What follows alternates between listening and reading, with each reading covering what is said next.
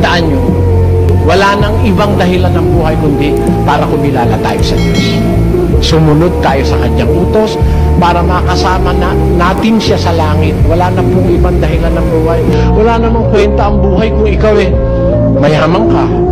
Maiiwan mo naman Ha?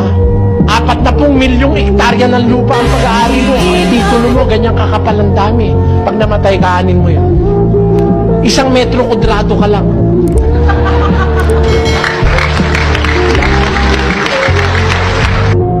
Minus God, then everything will be in vain.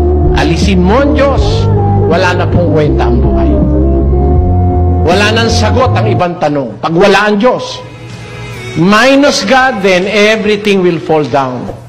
But with God, every question will be answered, every problem will be solved. Come judgment.